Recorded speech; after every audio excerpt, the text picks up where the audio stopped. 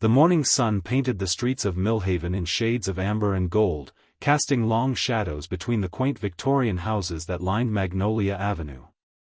Thessaly Morgenstern hummed softly as she walked toward the town's medical center, her scrubs crisp and her auburn hair pulled back in a neat bun. At 28, she had seen enough in her nursing career to appreciate the rare quiet mornings when the emergency room sat empty and the phone remained mercifully silent. She paused at the corner cafe where Meridian Blackwood was just flipping the sign from "closed" to "open." The burly man with salt and pepper beard waved through the window, his weathered hands already working the espresso machine. Meridian had been the town's part-time sheriff for 15 years, but everyone knew him better for his coffee and the way he could calm any situation with his steady presence and warm smile. "Another peaceful morning in paradise," Thessaly called out, and Meridian chuckled, the sound carrying through the glass as steam rose from his machines like morning mist. 3 blocks away, Dr. Cassius Thornfield was already at his desk in the Millhaven Research Institute, a modest building that most residents assumed handled agricultural studies for the surrounding farmland. The truth was far more complex. Cassius, a brilliant virologist with prematurely gray hair and intensity that made his green eyes appear almost luminescent, had been monitoring unusual cellular mutations in local wildlife for the past 6 months. His latest samples, collected from deer found dead near the old Whitmore farm, showed cellular degradation patterns he had never encountered in his 20-year career. The morning routine continued undisturbed across town. 8-year-old Vesper Nightingale sat at her grandmother's kitchen table, carefully spooning cereal while her guardian, Araminta Fairweather, prepared lunch for the elementary school where she worked as the head custodian. Araminta, 73 and spry as someone half her age, had raised Vesper since the girl's parents died in a car accident 2 years prior. The old woman's silver hair caught the light streaming through lace curtains as she hummed an old hymn, creating a scene of domestic tranquility that belonged in a Norman Rockwell painting. Zephyr Castellanos was already at the high school, setting up equipment for the day's chemistry classes. At 25, he was the youngest teacher Millhaven High had ever hired, and his enthusiasm for science was infectious among his students. He particularly enjoyed the early morning hours when the hallways echoed with his footsteps and the building held that anticipatory quiet before teenagers flooded the corridors with their energy and chaos. At the town's small police station, Officer Onyx Ravencrest reviewed the night's reports, which consisted entirely of Mrs. Henderson's cat getting stuck in a tree and a minor fender bender at the 4-way stop. The 26-year-old officer, with her distinctive black hair and sharp features, had moved to Millhaven specifically for its reputation as the safest town in the county. After growing up in Detroit, she found the peace almost surreal, though she had to admit she sometimes missed the adrenaline of urban policing. Serafina Goldenheart unlocked the doors to the town library, breathing in the familiar scent of aged paper and wood polish. As the head librarian, she took pride in maintaining the historic building that had served the community for over a century. Her flowing honey-colored hair and gentle demeanor made her beloved by patrons of all ages, from toddlers attending story time to elderly residents researching genealogy. The morning proceeded with clockwork precision. Coffee brewed, books were shelved, students arrived at school, and patients trickled into the medical center with routine complaints, a sprained ankle here, a prescription refill there. Thessaly handled each case with practiced efficiency, occasionally glancing out the window at the peaceful street where nothing more dramatic than a mail truck disturbed the serenity. But something was stirring beneath the surface of this idyllic scene. Cassius had arrived at his laboratory before dawn, driven by an urgency he couldn't quite explain. The cellular samples from the previous evening showed accelerated degradation overnight, and more troubling still, they appeared to be releasing some kind of protein compound he had never encountered. His hands trembled slightly as he prepared slides under the microscope, though whether from caffeine or intuition, he couldn't say. At exactly 9:47 a.m., the first emergency call came through to the police station. Mrs. Whitmore, the elderly farmer whose property bordered the research institute, reported that something was wrong with her livestock. Her voice, normally steady and practical, carried a tremor that made Onyx sit up straighter in her chair. "They're acting strange, officer," Mrs. Whitmore said, her words coming faster than usual. Real strange. Like they don't know where they are, stumbling around, making awful noises. And the smell. She paused, and Onyx could hear her shuddering breath through the phone. I've been farming for 40 years, and I've never smelled anything like it. Onyx assured Mrs. Whitmore that someone would be out to investigate, but as she hung up the phone, an inexplicable chill ran down her spine. The morning sunshine streaming through the station windows suddenly seemed less warm, and the peaceful quiet that had blanketed Millhaven began to feel less like tranquility and more like the calm before a storm. Officer Onyx Ravencrest drove toward the Whitmore farm with her windows down, enjoying what she assumed would be a routine call about sick animals. The rural road wound through rolling hills dotted with oak trees whose leaves were just beginning to show the first hints of autumn color. She had handled similar calls before, usually rabid raccoons or diseased deer that needed to be reported to animal control. The paperwork was tedious, but the drive through the countryside was always pleasant.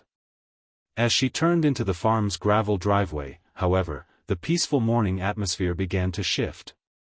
The first thing that struck her was the smell Mrs. Whitmore had mentioned, a nauseating combination of decay and something chemical that made her eyes water. She rolled up her windows and pulled her patrol car to a stop near the farmhouse, where the elderly farmer was waiting on the porch with her arms wrapped tightly around herself.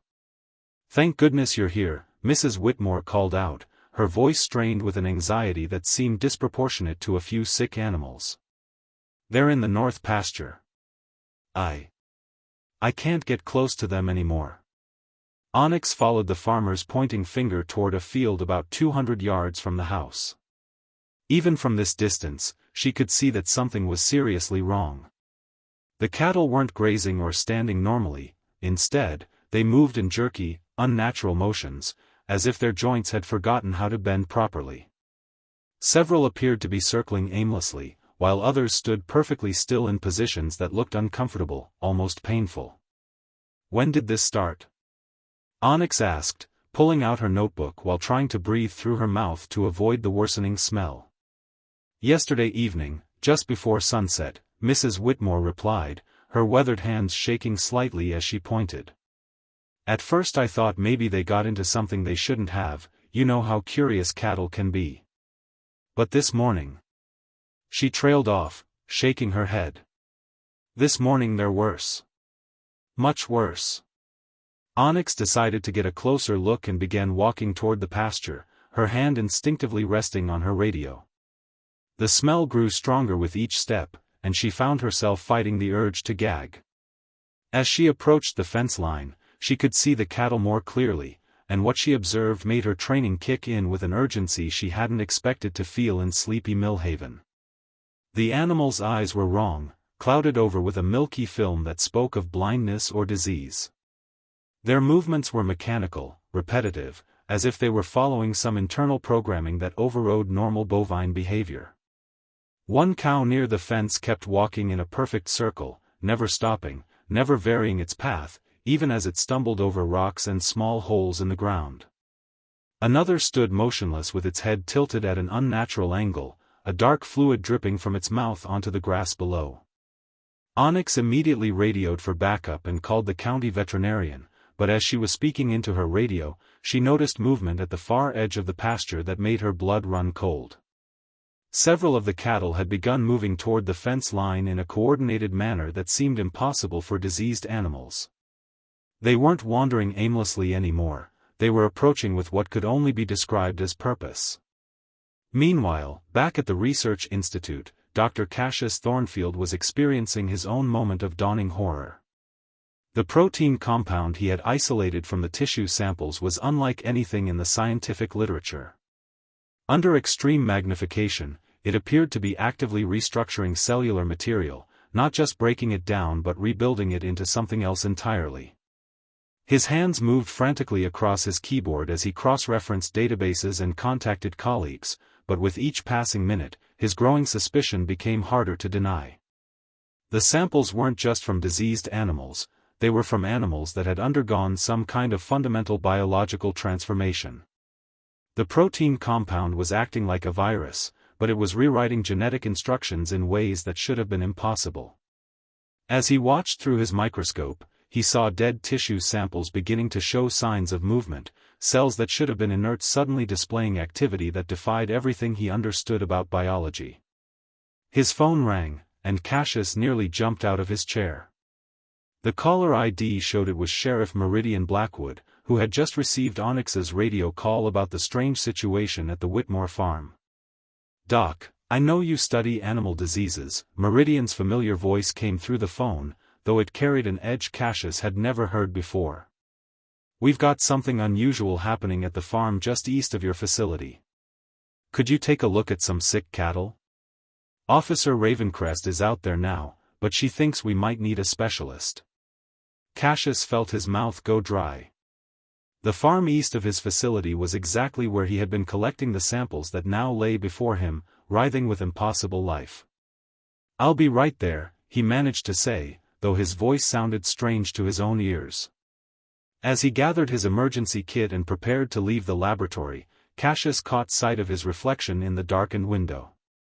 His face was pale, his eyes wide with the kind of fear that comes from understanding something terrible before anyone else does. He had spent his career studying diseases, but what he was looking at under his microscope wasn't just a disease, it was something that could rewrite the very definition of life and death. Outside, the peaceful morning was beginning to fracture around the edges. The sweet song of birds that had filled the air earlier was notably absent now, replaced by an unnatural quiet that seemed to press down on the town like a heavy blanket. In the distance, barely audible, the first emergency sirens began their mournful wail. The emergency sirens that had begun as distant wails now echoed through Millhaven streets with increasing urgency. Thessaly Morgenstern looked up from the patient chart she was reviewing, her trained ears immediately recognizing the sound of multiple emergency vehicles converging on a single location. Through the medical center's windows, she could see residents stepping out of shops and homes, shading their eyes against the morning sun as they tried to determine the source of the commotion. Dr. Cassius Thornfield's hands gripped the steering wheel of his sedan so tightly his knuckles had turned white as he raced toward the Whitmore farm. The pieces of a horrifying puzzle were falling into place in his mind, and each connection he made sent waves of dread through his entire body. The protein compound, the cellular transformation, the timeline of when he had first noticed abnormalities in the local wildlife, it all pointed to something that his scientific training told him was impossible, but that his gut instincts insisted was terrifyingly real. When he arrived at the farm, the scene that greeted him confirmed his worst fears. Officer Onyx Ravencrest stood beside her patrol car, speaking rapidly into her radio while keeping her eyes fixed on the pasture where the cattle continued their unnatural behavior. Sheriff Meridian Blackwood had just arrived and was conferring with Mrs. Whitmore, whose face had gone ashen as she pointed repeatedly toward her livestock. "Doctor, thank God you're here," Meridian called out as Cassius approached. "We've got a situation that's beyond anything I've dealt with in 15 years of law enforcement." Cassius nodded grimly and pulled his binoculars from his emergency kit. Through the lenses, the true horror of the situation became clear. The cattle weren't just sick, they were fundamentally changed. Their movements had become increasingly coordinated, as if they were responding to some invisible signal. More disturbing still, several of the animals had begun pressing against the fence line, not in the random way of curious livestock, but with a persistent, focused pressure that was slowly beginning to strain the posts. "We need to evacuate this area immediately," Cassius said, his voice carrying an authority that made both officers look at him sharply. "And we need to contact the CDC. This isn't a local animal disease, this is something else entirely." Before anyone could respond, a sound erupted from the pasture that made all four humans instinctively step backward. It wasn't the normal lowing of cattle, but a collective noise that seemed to vibrate through the ground itself, a low, rhythmic moaning that spoke of hunger and purpose in ways that violated everything natural about farm animals. Mrs. Whitmore clutched Meridian's arm with surprising strength. "They've never made sounds like that," she whispered, her voice barely audible above the unnatural chorus. 40 years of raising cattle, and I've never heard anything like it. The fence posts nearest to the concentrated group of animals suddenly gave way with a sharp crack that echoed across the field like a gunshot. The cattle didn't stampede through the opening as normal livestock would. Instead, they moved with that same disturbing coordination, flowing through the breach like water finding the path of least resistance. "Everyone back to the vehicles, now!" Onyx shouted, her police training overriding her shock as she began herding the group toward the cars. But as they moved, Cassius noticed something that made his blood freeze in his veins. The cattle weren't just moving aimlessly, they were moving toward the humans with unmistakable intent. Back in town, the emergency sirens had attracted the attention of nearly every resident. Serafina Goldenheart stood in the doorway of the library, watching as fire trucks and ambulances raced past on Main Street. Her usual calm demeanor was beginning to crack as the peaceful morning she had enjoyed just hours earlier dissolved into chaos. At the elementary school, Araminta Fairweather was trying to maintain normalcy for the children, but even 8-year-old Vesper could sense that something was wrong. The old woman's hands shook slightly as she helped students with their morning activities, and she found herself glancing repeatedly toward the windows, as if expecting to see something terrible approaching. Zephyr Castellanos was in the middle of explaining chemical bonds to his first-period chemistry class when the principal's voice crackled over the intercom, requesting that all teachers keep their students in their classrooms until further notice. The unusual announcement sent a ripple of nervous energy through the teenagers, and Zephyr found himself struggling to maintain their attention as emergency vehicles continued to race past the school's windows. At the medical center, Thessaly received the first emergency call that would begin to reveal the true scope of what was happening. A frantic farmer from the south side of town reported that his pigs were acting strangely, displaying the same unnatural behavior that was occurring at the Whitmore farm. Within minutes, 2 more calls came in from different parts of the county, all describing similar situations with various types of livestock. As Thessaly forwarded the information to the appropriate authorities, she began to see a pattern that chilled her to the bone. The affected farms formed a rough circle around Millhaven, with the research institute at the center. Whatever was happening, it was spreading outward from a single point of origin, and it was moving fast. The realization hit her like a physical blow. If the contagion was affecting livestock in this coordinated manner, what would happen when it reached the populated areas of town? She immediately began calling the other medical facilities in the county, trying to coordinate emergency preparations for what her nursing experience told her could become a mass casualty event. Outside the medical center, the afternoon sun that had seemed so warm and welcoming just hours earlier now cast shadows that appeared longer and darker than they should. The cheerful sounds of a small town going about its daily business had been replaced by the constant wail of sirens and the worried conversations of residents gathering in small groups on street corners. The peaceful morning that had begun with coffee and casual greetings was rapidly transforming into something that would test every person in Millhaven in ways they could never have imagined. The silence had been broken, and the sirens were just the beginning. The evacuation of the Whitmore farm became a desperate race against time as the transformed cattle moved with increasing coordination toward the fleeing humans. Dr. Cassius Thornfield threw himself into the passenger seat of Sheriff Meridian Blackwood's patrol car while Officer Onyx Ravencrest helped Mrs. Whitmore into her own vehicle. The elderly farmer's legs had nearly given out as the reality of her situation became clear. 40 years of peaceful farming had not prepared her for the sight of her own livestock hunting her with predatory intent. "Drive!" Cassius shouted to Meridian as the first of the cattle reached the gravel driveway. Through the rear window, he watched in scientific fascination and human terror as the animals moved in formation, their clouded eyes fixed unwaveringly on the departing vehicles. The protein compound he had studied under his microscope was now revealing its true purpose, not just cellular transformation, but complete behavioral modification.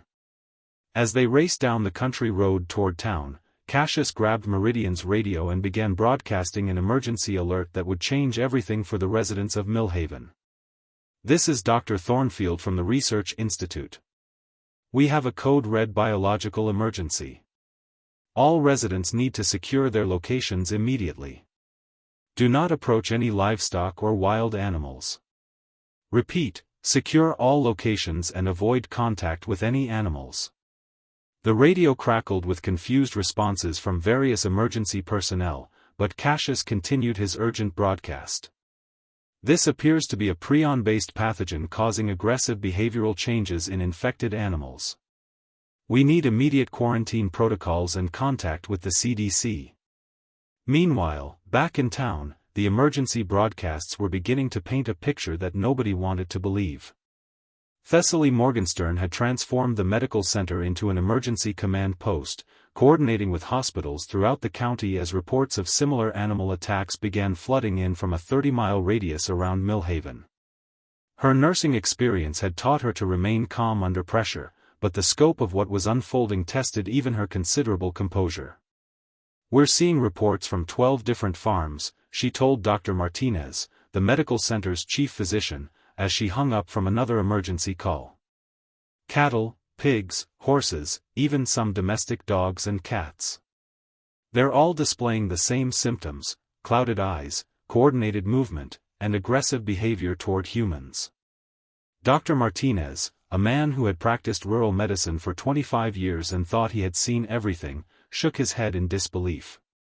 "In all my years, I've never heard of anything like this. Rabies can cause aggression, but not coordination. Mad cow disease affects the brain, but not in this way." At the elementary school, Araminta Fairweather was struggling to maintain calm among the children as emergency announcements echoed through the building's hallways. 8-year-old Vesper Nightingale pressed close to her grandmother's side, her young mind trying to process the adult fear she could sense but not fully understand. "Grandma Minta, why are all the grown-ups scared?" Vesper whispered, her small hand gripping the old woman's arm with surprising strength. Araminta forced a smile that didn't quite reach her eyes. "Just some sick animals, sweetheart. The important people are taking care of it. We just need to stay inside today where it's safe and warm." But even as she spoke the reassuring words, Araminta could see through the classroom windows that something was very wrong outside. Emergency vehicles continued to race through the streets, and small groups of residents had begun gathering, their body language speaking of confusion and growing fear. High school chemistry teacher Zephyr Castellanos was using his scientific background to try to understand the emergency broadcasts. As he listened to Dr. Thornfield's description of a prion-based pathogen, his face went pale with recognition. He had studied prion diseases in graduate school, devastating conditions like Creutzfeldt-Jakob disease that literally turned brains into sponge-like tissue. But those diseases took months or years to progress, not hours. "This is impossible," he muttered to himself as he paced his empty classroom, the students having been moved to the gym for safety. Prion don't work this fast, and they don't cause coordinated behavior changes. At the town library, Serafina Goldenheart had become an unofficial information hub as residents sought answers about what was happening. Her calm demeanor and access to research materials made her a natural focal point for the growing crowd of worried townspeople. She rapidly searched medical databases and emergency protocols, trying to find some precedent for what Dr. Thornfield was describing over the radio. "According to everything I can find," she told the gathered residents, "there's no known pathogen that causes these specific symptoms. Prion diseases affect brain tissue, but they typically cause confusion and loss of coordination, not increased coordination and aggressive behavior." Officer Onyx Ravencrest's radio crackled with her voice as she coordinated the growing emergency response. "All units, we need roadblocks on all major routes into town. Nobody enters or leaves without clearance. We're treating this as a potential biological quarantine situation." The peaceful small town that had awakened to sunshine and the promise of an ordinary day was rapidly transforming into something resembling a military operation.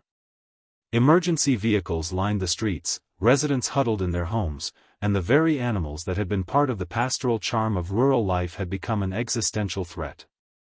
As afternoon shadows began to lengthen, the first reports came in of attacks on the outskirts of town. A mail carrier had been cornered by a group of farm dogs that moved like a pack of wolves. A construction crew working on a rural road had abandoned their equipment and fled when a herd of horses charged their site with predatory coordination. The transformation was accelerating, and Dr. Cassius Thornfield knew with growing certainty that whatever had started in his laboratory samples was now spreading beyond their ability to contain. The peaceful morning had become a race for survival, and the worst was yet to come. The sun hung low in the afternoon sky, casting long shadows across Millhaven as the first confirmed attack within town limits shattered any remaining illusions of safety. Mrs. Holbrook's usually gentle golden retriever, Max, had cornered 3 children from the elementary school in Riverside Park, moving with the same unnatural coordination that characterized all the infected animals. Only the quick intervention of groundskeeper Tom Wheeler, wielding a rake like a weapon, had prevented tragedy. Dr. Cassius Thornfield sat in the hastily established emergency command center at the town hall, his face grave as he studied the reports flooding in from across the county.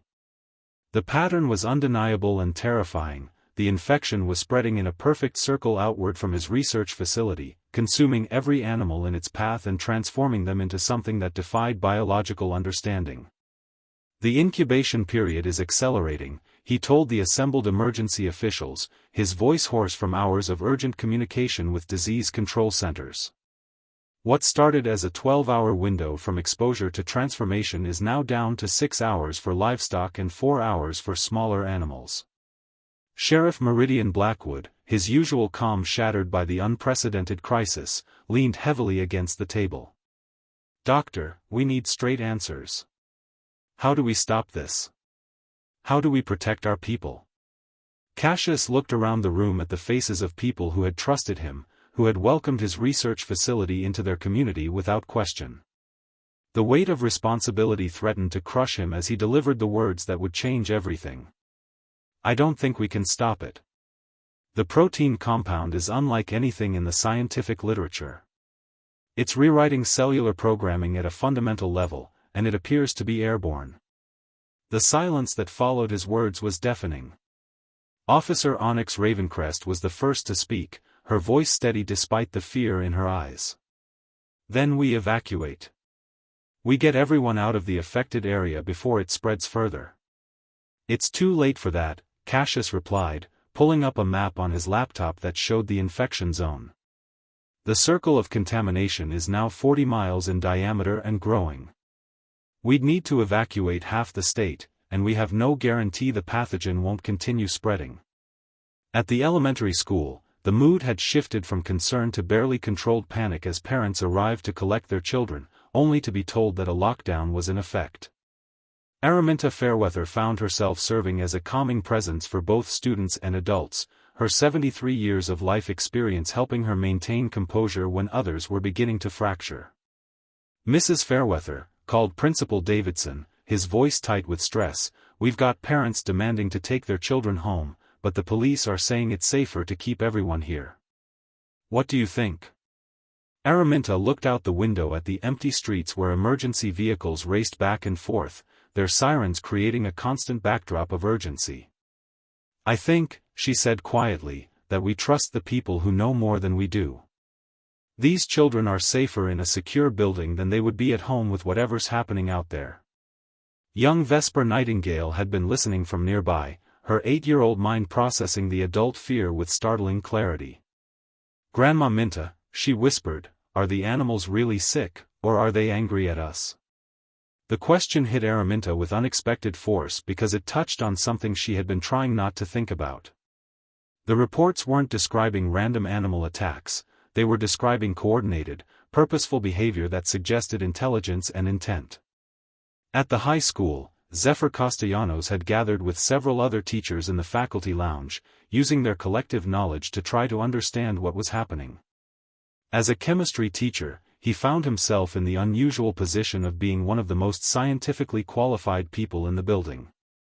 "From what Dr. Thornfield is saying over the radio," Zephyr explained to his colleagues, "this isn't behaving like any known pathogen. Prion typically cause neurodegeneration, but this is causing neural reorganization. It's like the infected animals are being reprogrammed rather than simply getting sick." English teacher Sarah Hawthorne looked up from her phone where she had been following news reports. "The CDC is mobilizing their rapid response team, but they're saying it will be at least 6 hours before they can establish a perimeter.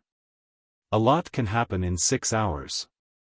At the medical center, Thessaly Morgenstern was coordinating with hospitals throughout the region as the first human casualties began arriving. The injuries weren't infections, yet, but rather trauma cases from people who had been attacked by infected animals or injured while fleeing them. Each case painted a more disturbing picture of organized, predatory behavior from creatures that should have been familiar and non-threatening. "The bite wounds are unusual," she reported to Dr. Martinez as they examined a farmer who had been attacked by his own chickens. "They're not random or defensive. The animals are targeting specific areas, major arteries, nerve clusters. It's like they know exactly where to inflict maximum damage." Dr. Martinez paused in his examination, his face pale. "Thessaly, that would require a level of anatomical knowledge that's impossible for farm animals to possess naturally." The implication hung in the air between them like a toxic cloud.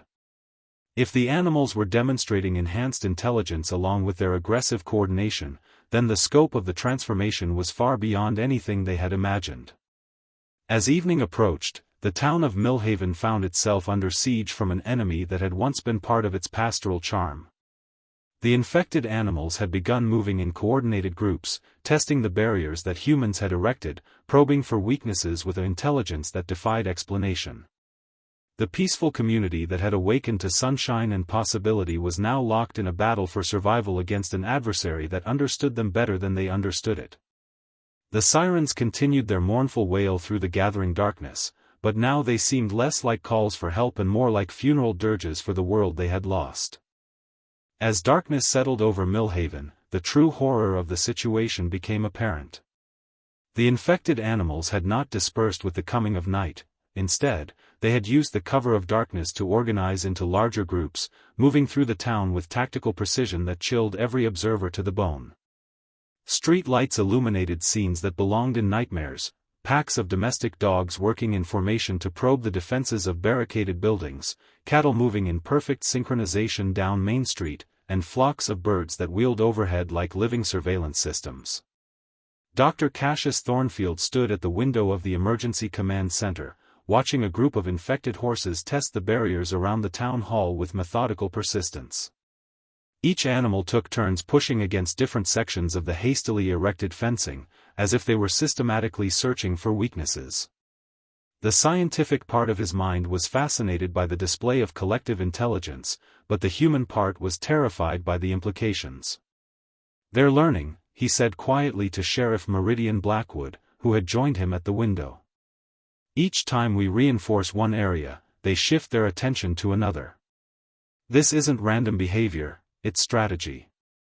Meridian's weathered hands gripped his coffee cup so tightly that Thessaly Morgenstern, who had arrived from the medical center to coordinate casualty care, thought the ceramic might shatter.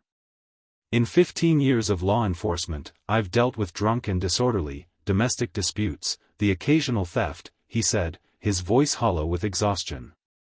"Nobody trained me for warfare against livestock." Thessaly moved between the emergency officials, her nursing training allowing her to assess not just their physical condition but their mental state. The stress was beginning to show on everyone: trembling hands, hollow eyes, the kind of bone-deep fatigue that came from confronting something beyond human comprehension. "We need to rotate people out," she advised Officer Onyx Ravencrest, who had been coordinating communications for 8 straight hours. "Exhaustion makes people vulnerable, and we can't afford mistakes right now." Onyx nodded gratefully, her usual composure beginning to crack around the edges. "The state emergency response team is still 4 hours out. The National Guard is mobilizing, but they're treating this as a biological incident rather than a tactical situation. They're not prepared for what they're going to find here." At the elementary school, the situation had become increasingly tense as the building's occupants realized they were effectively under siege. Araminta Fairweather had organized the children into small groups, keeping them occupied with quiet activities while the adults monitored the perimeter for signs of the infected animals. The old woman's calm presence had become a stabilizing force in an increasingly unstable situation. "Mrs. Fairweather," whispered second-grade teacher Linda Morrison, her voice tight with barely controlled panic, "there's something moving around the playground equipment. The motion sensors keep triggering, but when we look, there's nothing there. Araminta made her way to the window that overlooked the playground, her 73-year-old eyes still sharp despite the darkness. What she saw made her breath catch in her throat. The infected animals weren't just testing the school's defenses, they were studying them. A group of cats moved like shadows between the playground equipment, while dogs positioned themselves at strategic points around the building's perimeter. They weren't trying to get in, they were mapping the facility. They're planning something, she realized with growing horror. This isn't random attack behavior. They're conducting reconnaissance. Young Vesper Nightingale had been listening from nearby, her 8-year-old mind processing the adult conversation with disturbing clarity.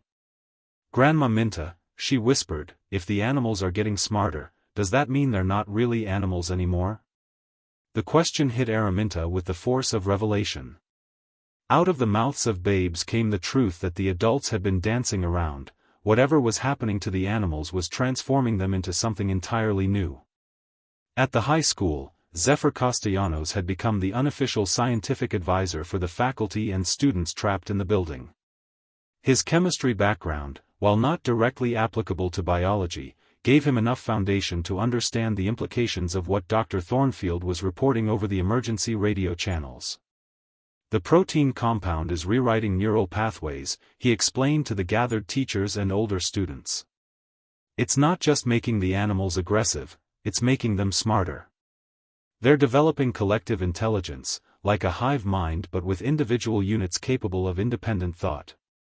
Senior student Marcus Webb, who planned to study veterinary medicine in college, raised his hand tentatively. "Mr. Castellanos, if they're getting smarter, couldn't they eventually figure out how to breach our defenses?" The question hung in the air like a death sentence. Zephyr looked around at the faces turned toward him, teachers and students who trusted him to have answers he simply didn't possess.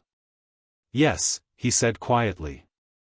"If the intelligence enhancement continues at the current rate, they could become smarter than us within hours."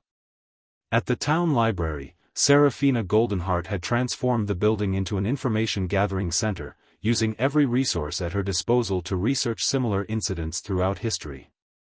Her honey-colored hair caught the light from emergency lanterns as she pored over medical texts and historical accounts, searching for any precedent that might offer hope or guidance. "There are historical accounts of mass animal behavioral changes," she reported to the emergency radio network. The Tunguska event in 1908, several incidents in the Amazon basin during the 1970s, but none of them describe anything approaching this level of coordination or intelligence enhancement. The library had become a refuge for several dozen townspeople, and Serafina found herself serving not just as a researcher but as a counselor and spiritual guide for people whose worldview had been shattered in a single day. Her gentle nature and vast knowledge made her a natural anchor point for those seeking to understand the incomprehensible. As midnight approached, the infected animals throughout Millhaven began displaying new behaviors that chilled the blood of every human observer. They had stopped testing defenses and started positioning themselves in formations that suggested they were preparing for a coordinated assault. The peaceful town that had begun the day with coffee and casual conversation was now a battlefield where the enemy possessed advantages that humanity was only beginning to comprehend. The fight for survival had moved beyond desperate defense into the realm of strategic warfare, and the humans were discovering that they might be outmatched by an enemy that had once been their faithful companions and sources of sustenance. The attack began at exactly 12:47 a.m. with a coordination that spoke of intelligence far beyond anything the trapped humans had anticipated. Every infected animal in Millhaven moved simultaneously, as if responding to an invisible signal that crossed species lines and individual consciousness. The assault was not random or chaotic, it was a precisely orchestrated military operation executed by creatures that had once been part of the town's pastoral charm. At the elementary school, Araminta Fairweather felt the building shake as infected cattle rammed the reinforced doors with methodical persistence. The timing was perfect. As one group struck the front entrance, infected dogs began scaling the fire escapes, while cats squeezed through ventilation systems that should have been too small for coordinated entry. The old woman gathered the children around her, her 73 years of life experience providing a calm center in the chaos erupting around them. "Children, we're going to play a very important game," she said with the kind of steady voice that had soothed generations of students. "We're going to be as quiet as mice and stay very close together. Can you do that for me?" 8-year-old Vesper Nightingale gripped her grandmother's hand tightly, her young mind understanding that this was no game despite the gentle words. Through the classroom windows, she could see the infected animals moving with impossible coordination, their clouded eyes reflecting the emergency lighting in ways that made them appear almost luminescent. The sound of breaking glass echoed through the building as the infected cats successfully breached the ventilation systems. Principal Davidson's voice came over the intercom, tight with controlled terror. "All personnel, implement Lockdown Protocol 7. Seal all interior doors and move to designated safe rooms immediately." At the high school, Zephyr Castellanos found himself thrust into a leadership role he had never sought as the infected animals began their assault on the building. His chemistry knowledge proved unexpectedly valuable as he directed students and teachers in creating makeshift chemical barriers using cleaning supplies and laboratory materials. The ammonia-based cleaners should disorient them temporarily, he called out to senior student Marcus Webb, who was helping to spray defensive barriers along the corridors. Their enhanced intelligence might make them more sensitive to chemical irritants, not less. But even as they worked to defend their positions, Zephyr could see that the infected animals were adapting to their countermeasures in real time. When the chemical barriers proved effective at one entrance, the animals immediately shifted their attack to alternate routes. They weren't just intelligent, they were learning at an accelerated rate that defied biological possibility. The Town Hall Emergency Command Center came under siege from a coordinated assault that demonstrated tactical sophistication beyond military planning. Dr. Cassius Thornfield watched in scientific fascination and human terror as infected horses created a diversion at the front entrance while infected dogs infiltrated through the basement loading dock. The animals had somehow mapped the building's layout and identified its vulnerabilities with precision that suggested prior reconnaissance. "They've been watching us," he realized aloud to Sheriff Meridian Blackwood, who was coordinating the building's defense with grim determination. "For hours, maybe longer. They've been studying our movements, our weaknesses, our defensive capabilities." Meridian's response was cut short by the sound of splintering wood as the front barricade began to give way under the sustained assault. Officer Onyx Ravencrest's voice crackled over the radio as she reported similar coordinated attacks throughout the town. "All units, we have simultaneous breaches at 7 locations. They're not just attacking, they're conquering." At the medical center, Thessaly Morgenstern found herself treating wounds that defied medical explanation. The infected animals weren't just attacking randomly, they were targeting specific anatomical points with surgical precision. A farmer brought in from the outskirts showed bite marks that had severed major nerve pathways with accuracy that would have challenged a trained surgeon. "This is impossible," Dr. Martinez muttered as he examined the wounds under surgical lighting. "These animals possess anatomical knowledge that requires years of medical training to acquire." Thessaly paused in her emergency treatment, a terrifying thought forming in her mind. "Doctor, what if they're not just getting smarter individually? What if they're accessing some kind of collective knowledge base that includes human expertise?" The implications of her words hung in the air like a toxic cloud. If the infected animals could access and utilize human knowledge through some kind of neural network, then humanity's advantages in tool use, medicine, and strategy might already be compromised. At the library, Serafina Goldenheart made a discovery that changed everything about their understanding of the crisis. Deep in the historical archives, she found references to a classified research project from the 1960s, military experiments in consciousness transfer and collective intelligence enhancement. The project had been abandoned after preliminary trials produced results deemed too dangerous for practical application. "Emergency Command, this is the library," she broadcast over the radio network, her usually gentle voice sharp with urgency. "I've found historical precedent for what we're experiencing. Project Mindbridge, classified military research from 1967. They were attempting to create networked intelligence systems using biological substrates." Dr. Thornfield's voice crackled back through the static. Serafina, does the documentation indicate how they stopped it? The pause that followed was filled with the sounds of breaking glass and splintering wood as the infected animals intensified their assault on buildings throughout Millhaven. When Serafina's voice returned, it carried a weight of despair that chilled everyone listening. They didn't stop it, Doctor. They contained it by destroying the entire research facility and everything within a 50-mile radius. The official records list it as a nuclear accident, but the classified files indicate it was a deliberate detonation to prevent spread. The peaceful town that had awakened to sunshine and promise was now facing the same choice that military strategists had confronted decades earlier: contain the threat through total destruction, or watch it spread beyond any possibility of control. The infected animals had become something more than animals, and humanity was discovering that in this new form of warfare, they might not be the dominant species. Part 8. Dawn broke over Millhaven with a pale, sickly light that seemed to mock the beauty of the previous morning. The town lay in ruins, not from physical destruction but from a transformation so profound that it defied comprehension. The infected animals had not destroyed the buildings, they had occupied them with strategic precision, turning humanity's own infrastructure against them in ways that spoke of intelligence far beyond enhanced animal cunning.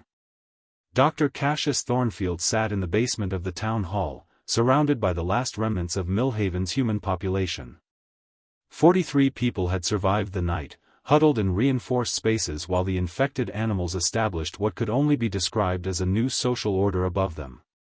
Through surveillance monitors that still functioned, they could observe their former companions moving through the streets with purpose and organization that resembled a functioning society more than a pack of wild beasts. "They've stopped attacking," Sheriff Meridian Blackwood observed, his voice hollow with exhaustion and defeat. "For the past 3 hours, they've just been organizing. Setting up perimeters, establishing patrol routes. It's like they're building a civilization." Thessaly Morgenstern tended to the wounded with supplies salvaged from the medical center, her nursing training providing structure in a situation that had long since moved beyond normal emergency protocols. The bite victims showed no signs of infection themselves, yet, but their wounds displayed healing patterns that suggested the animals had been careful not to inflict fatal damage. They had been captured, not killed. "They want us alive," she said quietly to Dr. Thornfield as she cleaned a deep gash on Officer Onyx Ravencrest's arm. "All the injuries are severe but non-fatal. They could have killed every person in this town last night, but they chose not to." Cassius nodded grimly, his scientific mind still working despite the horror surrounding them. "The protein compound isn't just enhancing intelligence, it's creating a collective consciousness that includes empathy and long-term planning. They see us as something to be preserved, not eliminated."